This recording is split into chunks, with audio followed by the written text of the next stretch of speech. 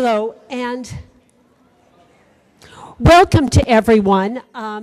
It's just incredible to see everybody here. And before we really start, I want to introduce some people who are in the audience. Of course, beside the obvious, we have Mayor Newsom, and I want to introduce, and Senator Yee. But I want to say that Carmen Chu is also here, and Supervisor Campos is here, Commissioner Julie Sue, Commissioner Catherine Munter, Commissioner Dorka Keene, and we have Andrea Shorter, who is the President of the Commission on the Status of Women, Julie Nauman, who is with the Victim Compensation and Government Claims Board. And we have Noriko Shinzato, who is with Supervisor Assemblymember Amiano's office, and as well as a couple of our awardees for today, Libby Dennebaum and Norma Satin, and of course, we have the First Lady of San Francisco, Jennifer Siebel Newsom, so welcome. Mayor Newsom. Thanks, Nancy, and thank you all for taking the time to be here. It's quite an impressive turnout. I recall about 5 or 6 years ago, we did a not dissimilar press conference with Kamala Harris and a few others, and it's good to see the ranks of concern are growing in the context of people that are coming together to try to not just identify a problem, but reconcile a problem that has candidly gotten bigger since we last convened a number of years ago. I was first brought into the issue of human trafficking by the late Norma Hotelling of Sage. Norma, many of you know, Norma invited me down. I was saying, and perhaps this is a typical incarnation, and I'm not going to wax poetically about my evolution on the issue of prostitution or sex trafficking or the interrelationship or the lack of an interrelationship. But all I could say is she heard me give a speech at as a member of the Board of Supervisors, and she wasn't happy with me. And she said, "You need to get educated." And she invited me down just around the corner near our welfare offices and brought me into a room upstairs with 10 or so survivors of prostitution. And we went around the room, a large round table, and everybody started telling their story. God is my witness. I couldn't get through the second story without Norma running to get me Kleenex. And it was a life-altering moment in the context that it was a phenomenal education that shattered all of my perceptions and all of my understanding.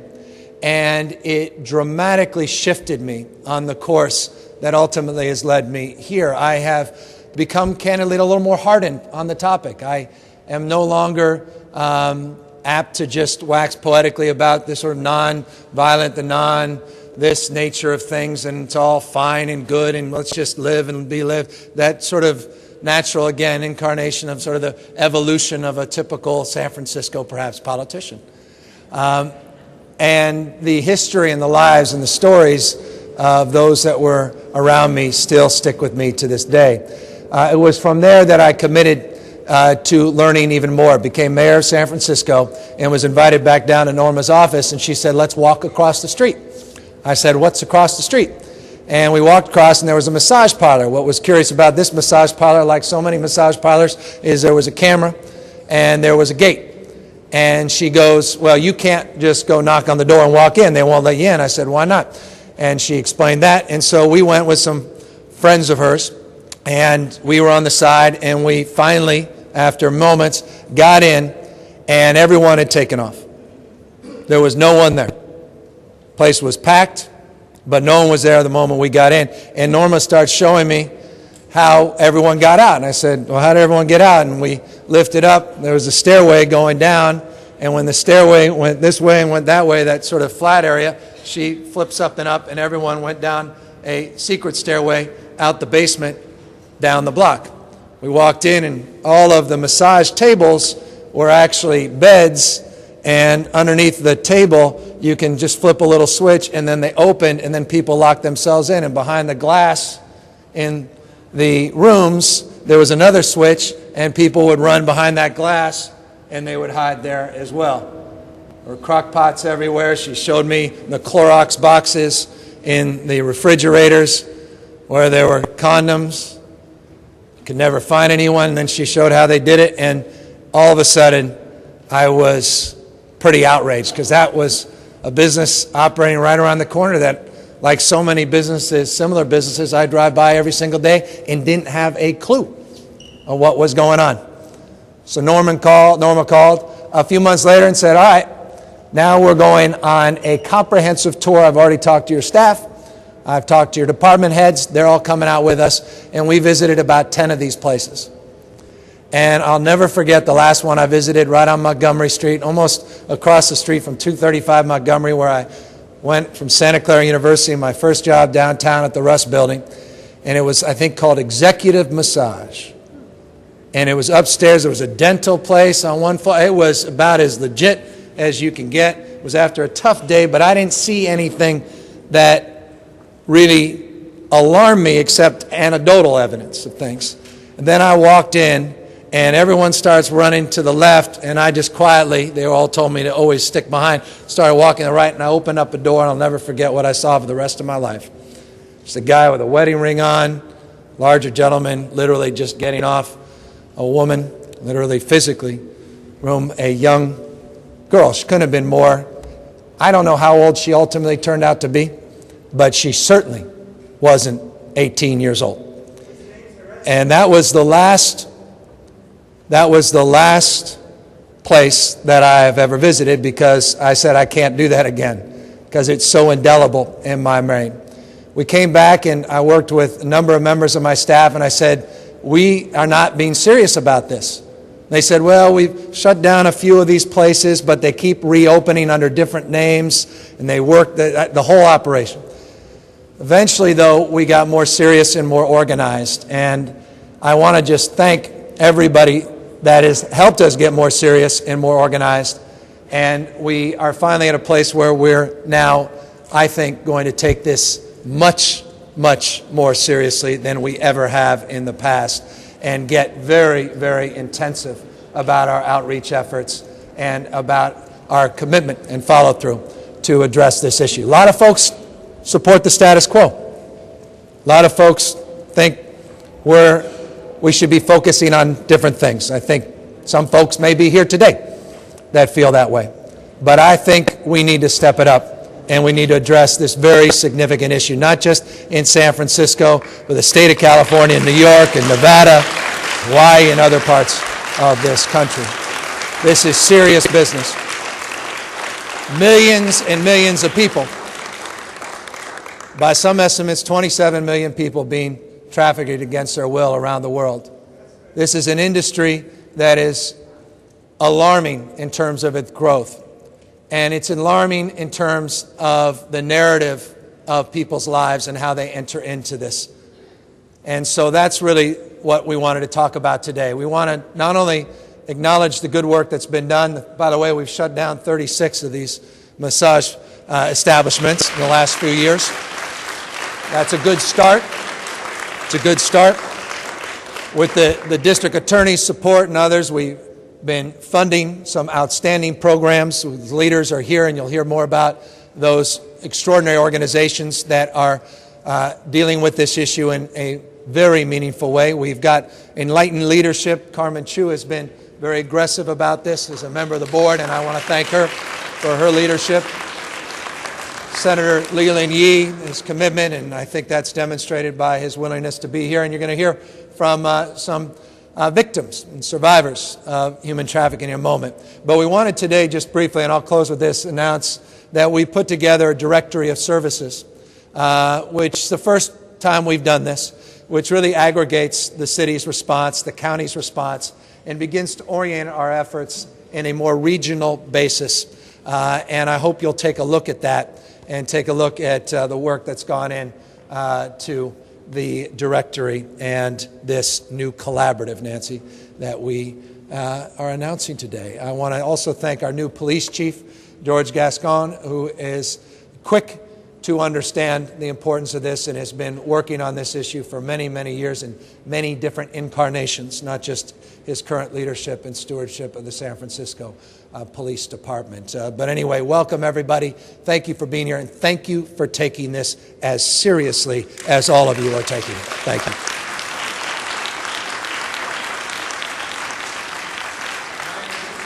And it's my great pleasure to introduce our district attorney, the city and county of San Francisco, my friend who has been out front on this for years and years and years, and that's District Attorney Kamala Harris.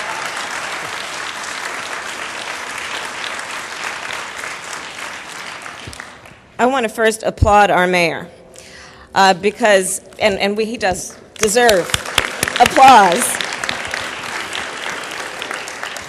Way back when, before you and I were elected, Mr. Mayor, and in fact our 6-year anniversary was January 8th, just on Friday.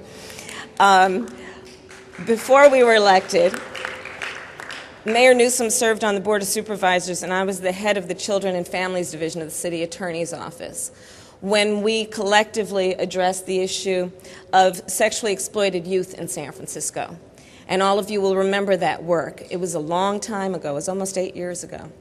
And it was the work of, through Norma Hotaling's leadership and collaboration, bringing together so many of you to address what had otherwise been a secret, hidden, but profound issue of youth being sexually exploited on the streets of San Francisco. And it was through our work together and our dedication to making sure that those young girls and boys had a voice that we were able to provide leadership that has been a model for the country. Later then, after we were elected, we collaborated and worked together to address this issue of human trafficking. Again, many people said, well, if it's such a big issue, why hasn't something been done about it? But we understood that often the voiceless and the vulnerable will not have the support and will not have the access to make sure that their needs are met. But in San Francisco, we said we're not going to let that happen. And in 2005, we went up to Sacramento with the leadership of Sally Lieber, then in the Assembly, and we testified, and I testified in Sacramento, saying this issue of human trafficking is real, and it should be a crime in the state of California. And through a process that involved a struggle and a fight, unfortunately, to convince people that this was an issue, we did pass that legislation, and AB 22 came into law in 2005, which made it a crime in the state of California. But our work has not been complete, because as Chief Gascon and I were talking about before this press conference, it still remains an issue that needs to be addressed, and we can do more. And I'm so excited when I look around this room at long-standing friends and new friends who are coming on board to address this issue and do what we can do to make sure that these vulnerable girls and women will not be taken advantage of by predators. It is important for us to do what we are doing today. Carmen Chu, thank you for your leadership, to say that we know that these predators and purveyors of girls and women think they can get away with these crimes because they suspect or think that these girls and women are isolated or are vulnerable. But we as a collective community are here to say we will stand up for them, and we will ensure and make sure that people who harm our girls and our women and any other vulnerable people in the streets of San Francisco are going to pay a heavy price. And all of us in this room are joined together to make that clear. I also want to recognize Senator Yee, because he has been a leader long-standing in Sacramento and in San Francisco. And also we have an assemblyman who's not here today, Andre Swanson, who has authored AB 559 together with the Alameda County DA's office. And that legislation is going to be up in Sacramento soon, and we're supporting it. I'm supporting it. I'm going to testify on it. But here's what we need. We need your support. This legislation is significant because what it will do is it will further refine the law, and in particular will outline that if a girl or a woman is under the age of 18 when she is being induced into these circumstances that the mayor described. We, as prosecutors, will not have to prove that she was forced or coerced. The fact that she is 15 in that circumstance is statement enough about the predatory nature of that offender. And so that law has got to be passed, and it's going to require all of us as a community to join together, go up to Sacramento, and make sure that the law reflects our values and reflects all that is decent about making sure justice occurs, and in particular, that vulnerable people are protected. So I want to thank you all. I'm so proud of all of us and the work we continue to do together, and let's just march on and know that we are going to continue to be committed to making sure that all people in our community can live in a safe and in a healthy and in a predator-free environment. Thank you all.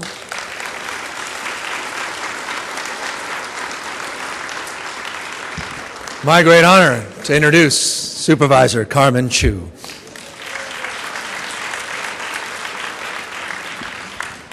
Thank you all for being here today. In particular, I'm so happy to be here with the San Francisco Collaborative Against Human Trafficking.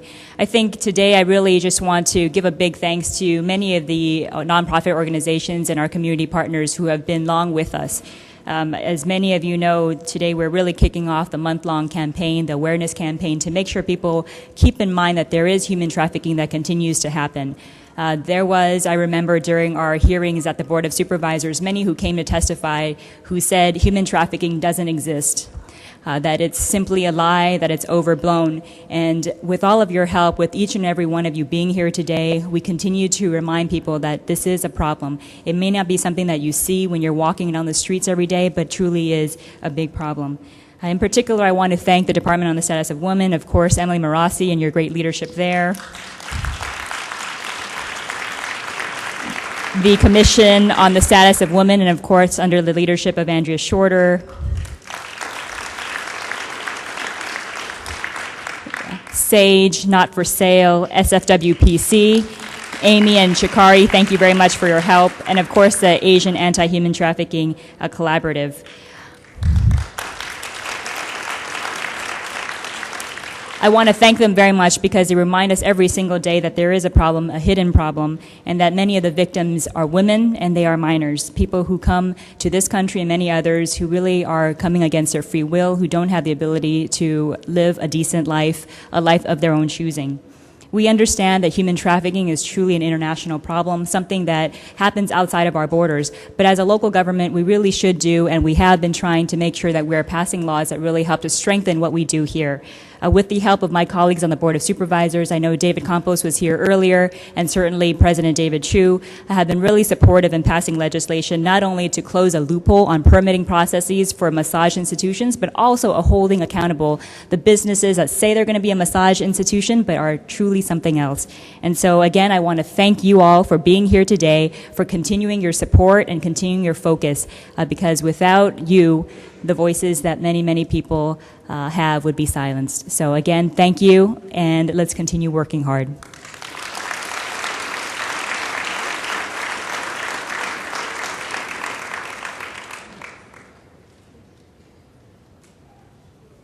What I'm going to have to say is going to date me because you will know how much older I am and how much younger the good mayor is. But I was on the Board of Supervisors when we were running citywide at that time. And what was rather interesting was that there was an oversaturation of a massage parlor in the Tenderloin area. And as you know, the Tenderloin is not just simply an area where there are a lot of transients and other individuals. It is a community, it's a neighborhood. Kids grow up there. Mom and dad take care of their kids and really try to provide a better opportunity for them. And so when I was looking around in the Tenderloin, I thought, well, why don't we do something about that? Why don't we somehow decrease the number of massage parlors in the Tenderloin area? It was a difficult task to get that bill through, but we ended up doing that. And in the course of understanding that particular issue, the police vice squad helped me understand that a little bit better, and we visited some of those massage parlors. And if you don't think that trafficking happens, go and see some of those massage parlors. Along the chairs and along the benches and so on will be not one, not two, but 10, 15, 20 ladies of a particular ethnic group. And when you go and ask them, and when you talk to them, they are frightened. They don't speak English well. Sometimes they're not even sure what city they're in. It is that kind of stark reality that begins to open up all of our eyes that there is human trafficking, not maybe in Los Angeles, not in Las Vegas, not in San Jose, but in San Francisco. These women are forced to do what they are doing. They don't choose to do that. They are forced. They may be deceived, but they are forced to do what they're doing. And I think that it's that reality that opened my eye and say that we need to do something more. And so over the years in the state legislature, with the help of the good mayor here and with the good help of our DA, we have made incremental progress in that particular area. We have a bill that we will be introducing that basically says that if you are involved in this activity called trafficking, you're not necessarily just going to go to jail, but all of the properties and all of the assets that you either gain or somehow use in a perpetration of that particular illegal act will be confiscated. And so hopefully we are going to take the incentive, the financial incentives out of this horrible situation. And I will tell you that it is not easy. As I think the good mayor says, that there are people within the city that talks about, well, if they're adults, they should in fact be able to make some decisions. But I will tell you that these ladies in these situations do not choose to do what they're doing. They are forced, and we need to understand that, and we need to recognize that. And so I am just really thrilled to see all of you here, because we can't do it by ourselves. We who sit either on the Board of Supervisors, or is in the mayor, or in the Assembly, or in the Senate, we can't do it by ourselves, because there are differences of opinion. But your voice and your strength and your conviction must somehow override all of those other convictions and other voices. It is horrible, it is wrong to force women to do anything that they don't want. And so to that extent, I want to commend the mayor, the DA, the police chief, and all of you, the Board of Supervisors, for standing up for women, because we need to allow them to do what they want, to what they somehow feel within their heart they want to do with their lives, and not what we say to them that this is what you're going to do. Thank you very, very much. Thank you.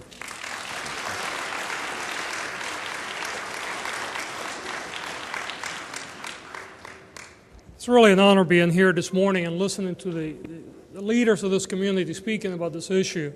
As a young officer, I can tell you that I remember dealing with human smuggling, human trafficking at a very early age in my career. I have to tell you that this is a problem that has no racial boundaries. It doesn't matter, gender is not an issue. Both men and women are impacted by it, and quite frankly, it's not only one industry base. I can tell you, in fact, Supervisor and I were just talking about cases in LA involving the garment industry. Certainly prostitution is one of the major industries, and it's an international industry that drives on this, but there's also other areas. There's a garment industry, there's sometimes the hospitality industry. There are people that are being brought to this country against their will, and they're being held for years and years. Young women, young men are being turned over to other people as their use in one particular aspect or phase of an industry is no longer useful. This is slavery. There is really no other way to put it. And I think it is important for the community to be outraged and also to realize, and I appreciate the Senator's support and the understanding of what's going on in San Francisco, but I can tell you that it happens in LA, it happens in Las Vegas, it happens in San Jose, it happens in Arizona, New York. You can go around the country. This is a problem that is a nationwide problem. I can tell you I was dealing with the federal government, the issue of human smuggling back in the early 90s, and it was a nationwide problem. I am very pleased with the fact that San Francisco is taking such a leadership, and I'm here to pledge the commitment of the police department, law enforcement, to make sure that we work with all of our other partners to put an end to this problem in the city and the county. Thank you very much.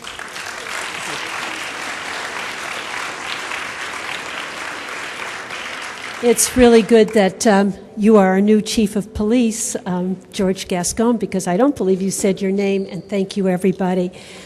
I am Nancy Goldberg, and I co-chaired the San Francisco Collaborative Against Human Trafficking, known as SF-CAT. I'm also the vice president of the Jewish Family and Children's Services, which is a member of the Jewish Coalition Against Human Trafficking. And on behalf of my co-chair, Nancy Kirshner Rodriguez, Director of Government Affairs for Mayor Newsom, and myself, I want to say how delighted we are to see all of you here today. We also want to especially thank Laura Marshall and Kate Kerr, who are from the Human Rights Commission and the Department on the Commission of the Status of Women, for all the work that they've done in putting this together.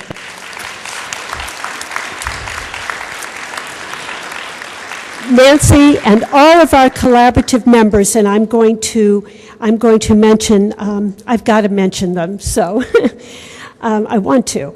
It's the Office of the Mayor. It's the Office of the District Attorney. It's the Office of Supervisor Carmen Chu. It's the Office of the Department on the Status of Women, the Human Rights Commission, the San Francisco Police Department, Asian Pacific Islander Legal Outreach, Asian Women's Shelter, Because Justice Matters, Freedom House, Jewish Family and Children's Services, Jewish Community Relations Council, National Council of Jewish Women, Not for Sale, and the SAGE Project, which is standing against global exploitation. And wouldn't Norma Hodeling be proud today?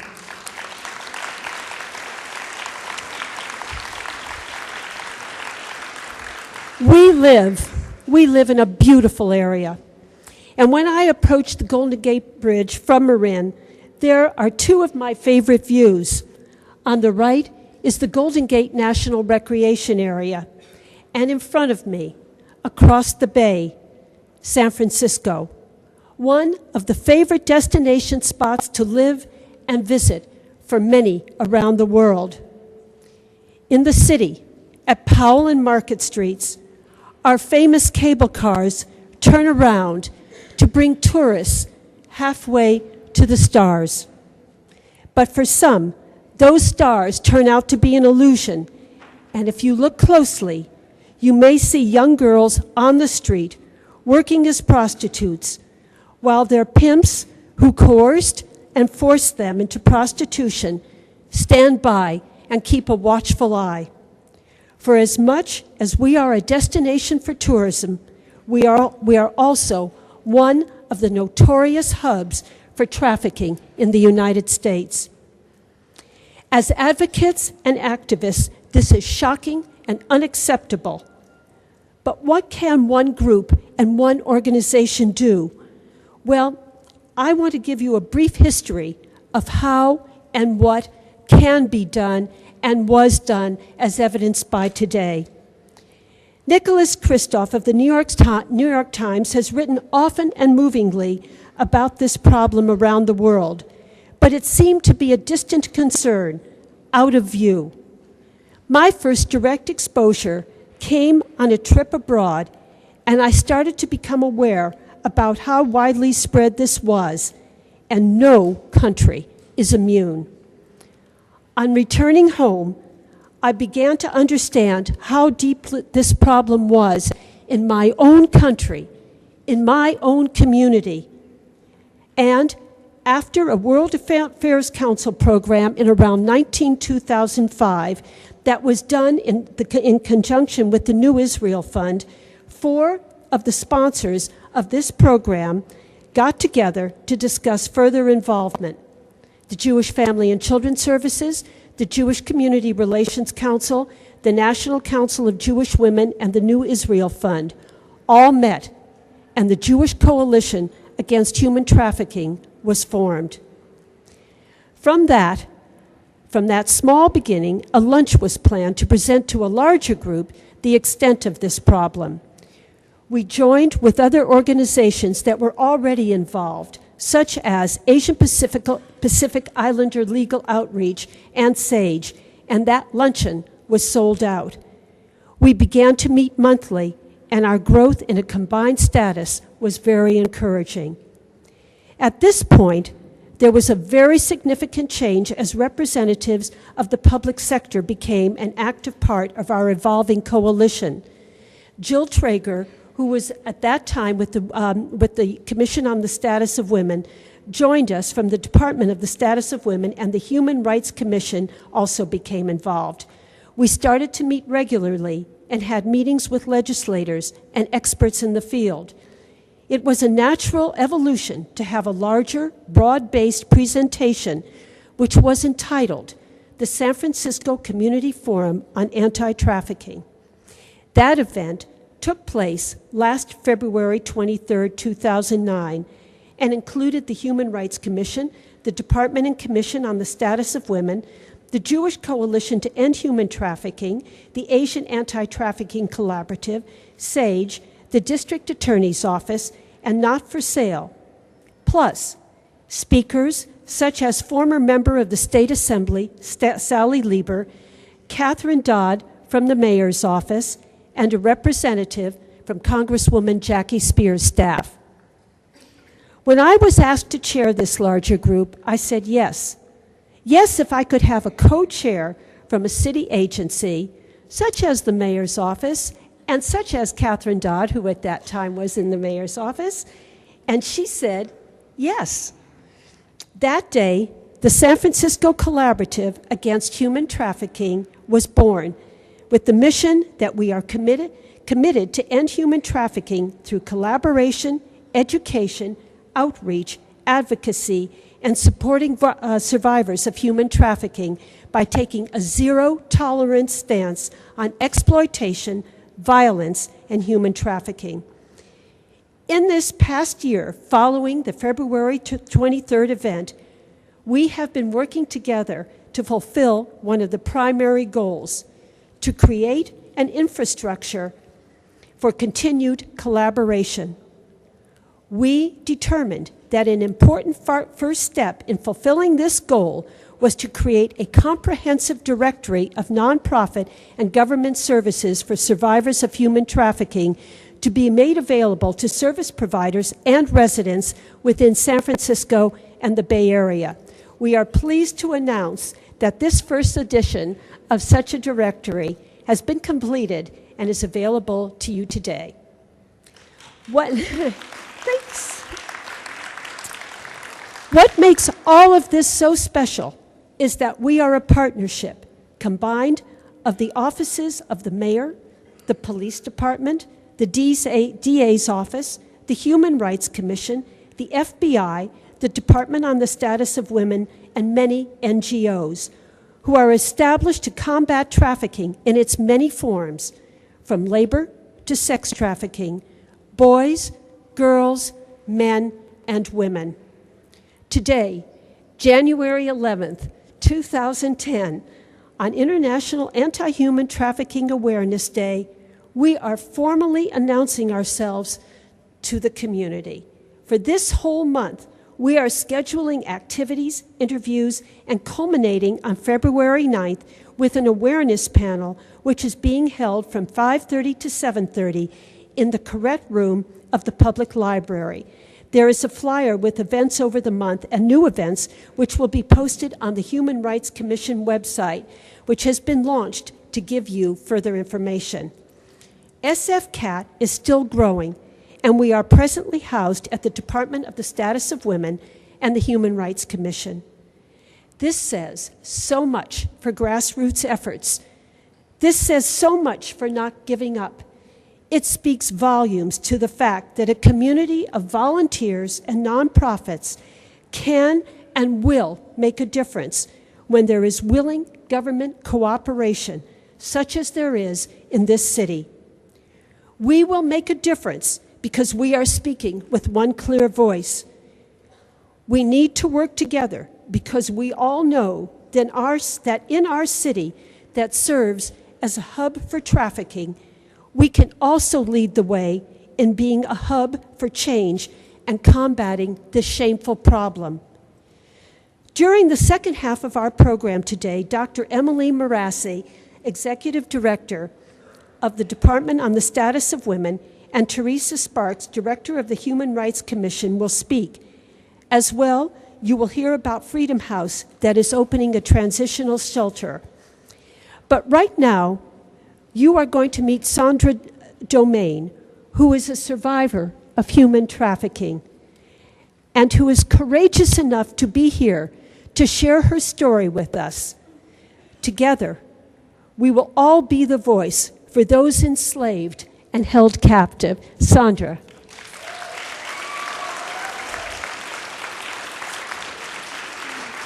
Good for you. Good for you.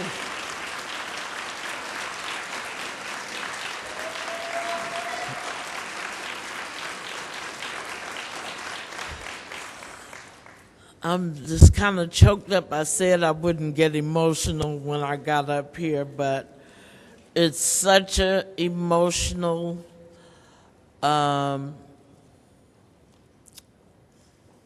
issue, especially when you are a survivor. I am now the mental health case manager with the SAGE Project, working to advocate for girls and women and to teach them and share my experience, strength, and hope with them that it is possible to get out of being sexually exploited and domestically trafficked. I left home at a very early age due to being physically abused. I went to the street and was introduced to various pimps. And don't be disillusioned and think that these predators are only men, because the person that trafficked me early on in the very beginning was an older woman. There was a lot of promises of this being a glamorous life. It was not Pretty Woman. Some of the girls were being beat with chains, sodomized, locked in houses where other sexually abused women were in charge of keeping all of the girls at bay and being sure that they followed these perpetrators' rules and regulations. I was in constant fear for my life. I thought it was the lesser of two evils to get abused at home, or do I stay with these pimps and be abused by them? I opted to stay away from home, and it got to the point where I couldn't leave the pimps if I wanted to. I wasn't taken out of state, but I did prostitute probably on every Bay Area, San Francisco, Oakland, El Cerrito, Richmond, California, all of the neighboring cities, working until I just didn't know what else to do. There were no programs. There were no advocacy for girls being trafficked. I am so glad that we are here today and collectively raising the awareness that this epidemic is going on and it's real. It is not a choice that our children, and these are our children, that these predators are getting their hands on and luring and making promises to them to keep them out there. I just don't believe, I know in my experience it wasn't a choice, but it was a means to an end. And I had no one to advocate for me or to help me. But thanks to God's grace and mercy, I found Sage. And I learned how to get out. And I learned that there are people that care, like Norma Hotelling. There are people that will be willing to be a voice for these children. And it is not only isolated now to girls and women, but boys also are being taken advantage of and trafficked in our communities. So what I'm asking is that there are more services created so these children can get help and learn that they have other options, that they don't have to stay a slave to anyone else's demands. Thank you very much.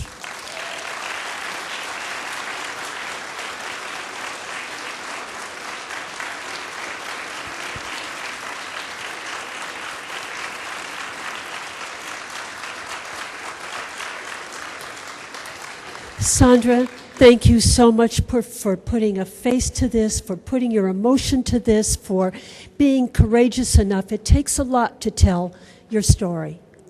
It does. And now I would like to turn this over to Emily Marassi.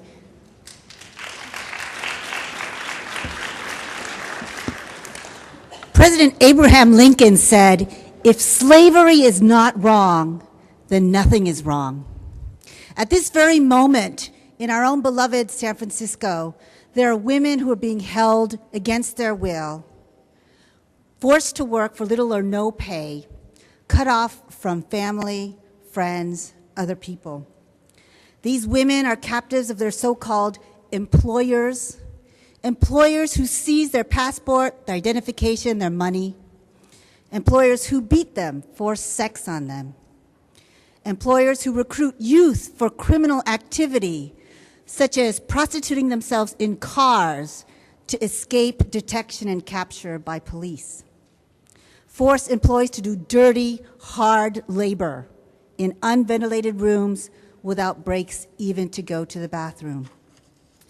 Unlike the slavery in Lincoln's day, the shackles are invisible, but no less real.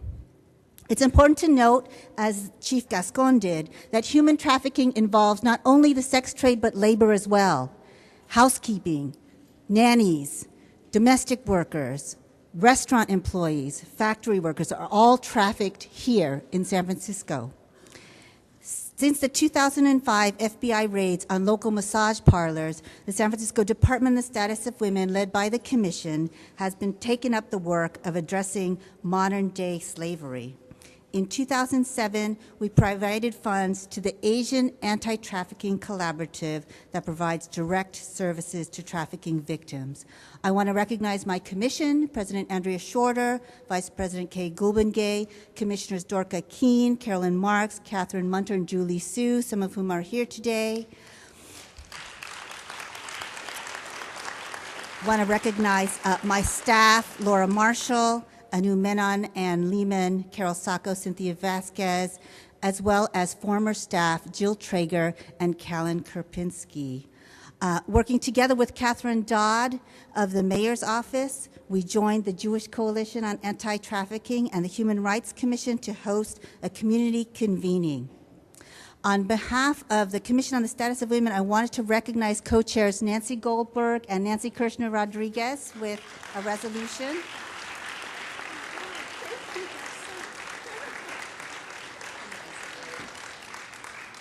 And just finally, join us in this fight.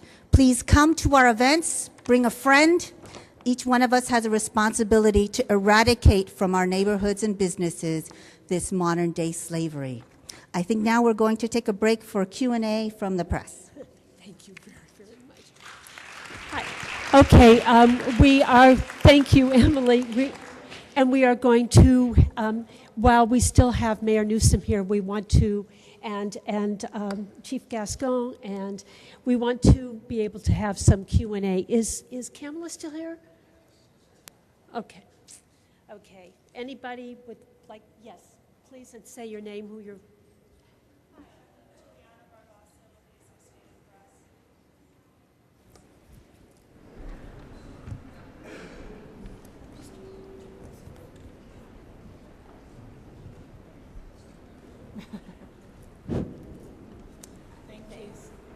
Hi, I'm Juliana Barbassa with the Associated Press, and the question I wanted to put today is, why is this effort particularly important in San Francisco? It's been mentioned that it's a trafficking hub. If you guys could describe the situation and why these efforts... Sadly, the reality is it's... well, let me back up and just state what has been stated, but the obvious in many respects. San Francisco has a big problem with human trafficking, particularly in the sex industry. I think it's a combination of reasons. One, it's the fact that we're a gateway city, particularly in Asia. We have a lot of tourists in San Francisco. We are a very diverse community. San Francisco, a third of its population of Asian descent. By no means, though, is this exclusive to the Asian community. We have a history, shall I say, of tolerance that some may excuse for naivete and some may take, as a consequence, the city for granted in the context of its forcefulness to address the issue. I think those are all contributing factors. California, though, broadly shares similar burden. Nevada as well, Texas, and New York. Those are the four, by most estimates and analysis, the four states with a disproportionate burden and challenge as it relates to human trafficking. One more question. Hi, I'm Robin Brasso with Democratic Women in Action, and I just want to know how we can improve the outreach to the population that is basically sequestered, not only the young women who are forced into prostitution and massage parlors, but those who are forced to become nannies or work in sweatshops. So how can the city improve this outreach to reach these young people? The quick answer in that we have not been able to effectively answer that question over the last 4 years. That's why this initiative was launched, and that's why we've aggregated all of these service providers in a very culturally competent way and really now organized a strategic plan to address just that issue. That is fundamentally the great struggle and challenge, is making sure those that are impacted, those are victims, are aware of their status and their opportunity to get support. And in all of those facilities that I visited, that awareness didn't exist. Of course, these talk about fear. No one said a word. They're told not to say a word. Most don't speak English, but even if they did, they've got the protocols in place not to share any information whatsoever. And that's why we've been strategic in trying to do advertising, culturally competent advertising in and around the facilities. So if people are leaving the facility, they'll see a bus shelter. They'll have an outreach worker right there that says this information is available to you, et cetera. So that's a big part of this collaborative effort. Thank you so much thank you for today. I know you have to go right now, but thanks for being here. Thank you, and you've got a great panel coming up. Thank you, man. Thank you. Do you want to come up more? Okay. Thanks, Chief Gascon. Thank you. Thank you. And now the second part of our program. Teresa Sparks, are you here? If not, Nadia, are you? Oh, Teresa's here. Great.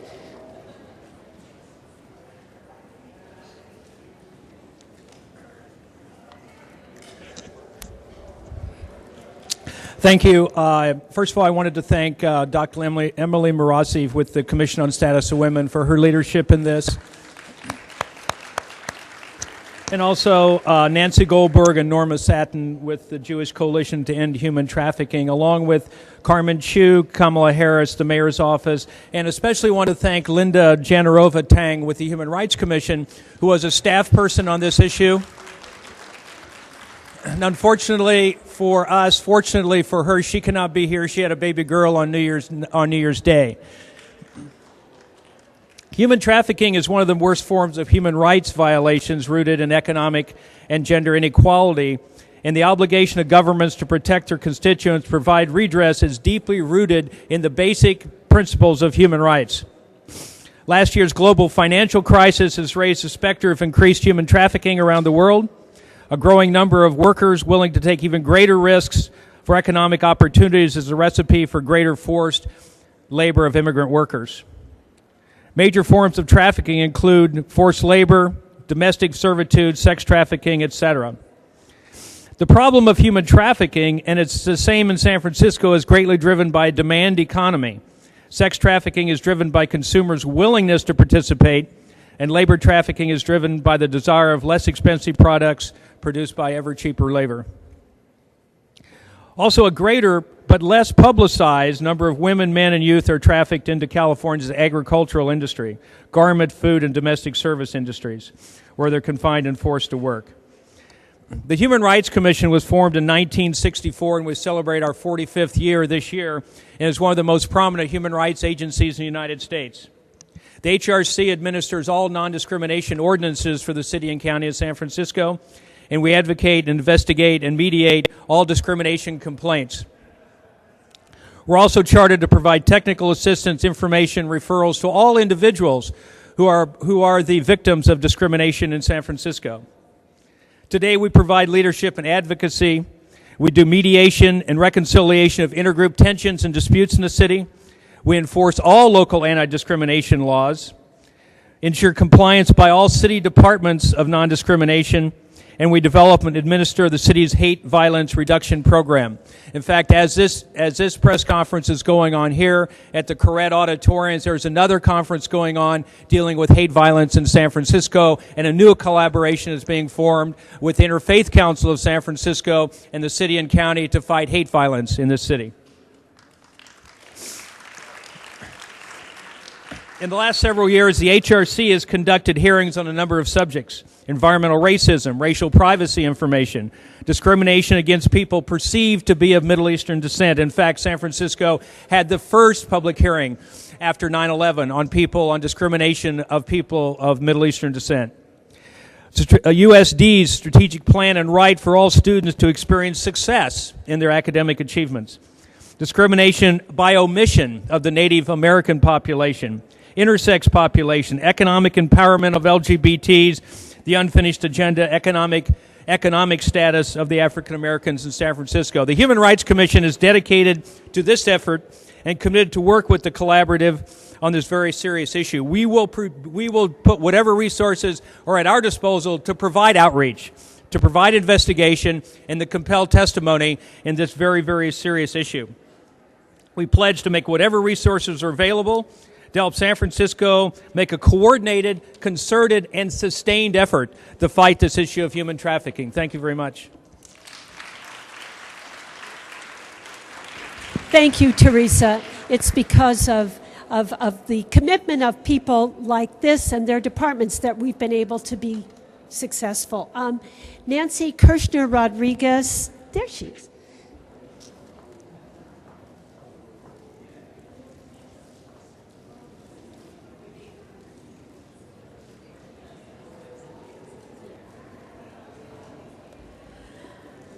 Good morning. I wanted to ask Catherine Dodd to come and read this proclamation because I think, I know from the standpoint of the mayor's office, we would not be here if it was not for her. So I know you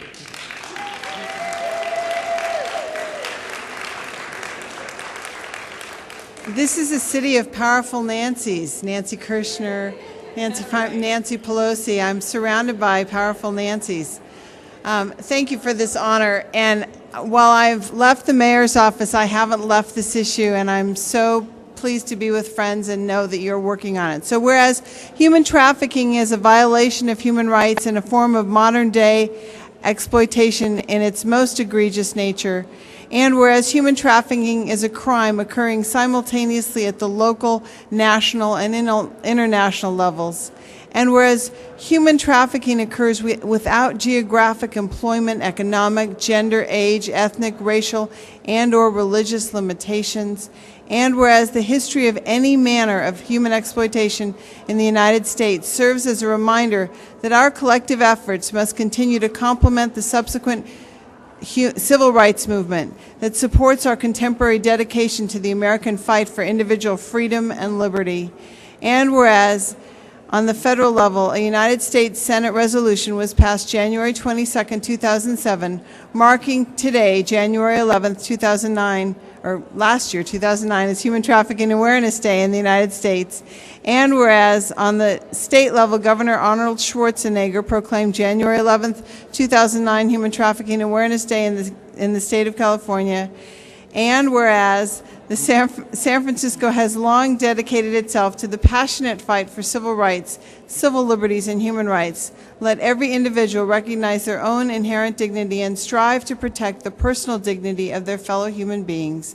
Now, therefore, be it resolved that Gavin Newsom, Mayor of the City and County of San Francisco, join with the San Francisco Human Rights Commission to hereby proclaim January 11, 2000 Day Human Trafficking Awareness Day in San Francisco. Thank you. Thank you so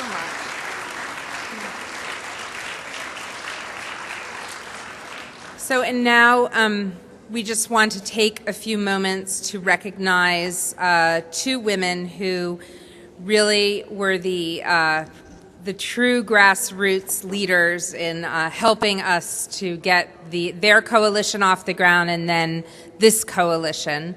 I'd like to ask Libby Denenbaum and Norma Satin to come forward.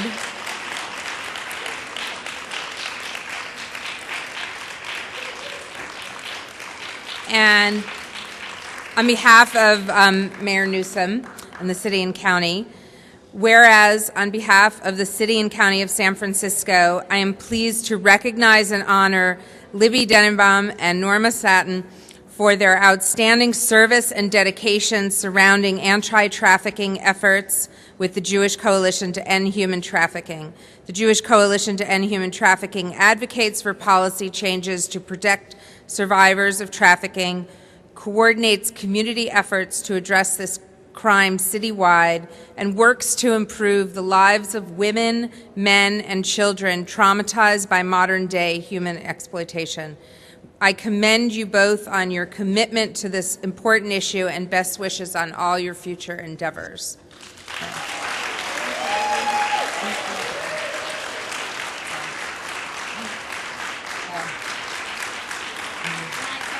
Yeah, sure. Well, thank you all for coming and for being partners with this effort that has grown so fast in the last 2 or 3 years. And Norma Hodling, you'd be very proud to be here today.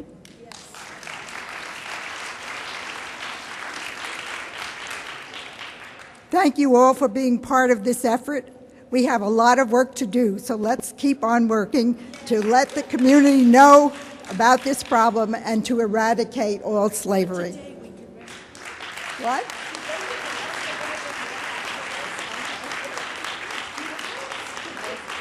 We have many other events that you can participate in during this month, and I hope you all will participate in them and keep on working to eradicate human slavery wherever it is.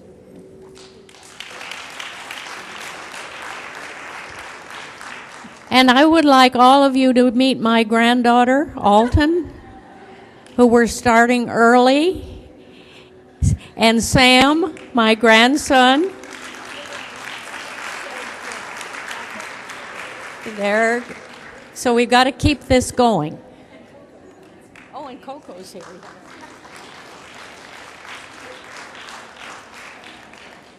One last thing. We want to milk this out a little bit more. It's so great. I believe, Nancy, where'd you go? There was one last thing. First of all, I want to tell you that we have some pins here that we'd love you to wear that Candace Gold was very nice to get for us, and it says no to slavery, and it gives a phone number. Did you want to say something about I wanted to just mention, I'm not the expert on this, but we are also having a nomination process going to recognize for the abolitionist of human slavery award recognition that we're going to do at the end of our 6-week awareness month, 6 weeks. And I hope that you will nominate people, and I hope that also this will be the first of many annual awareness efforts by the coalition, and that we will, I think today we really see the beginning of the growth of a regional effort, and just I think we all know how important it is for us to work within our borders here and our entire region together as a group.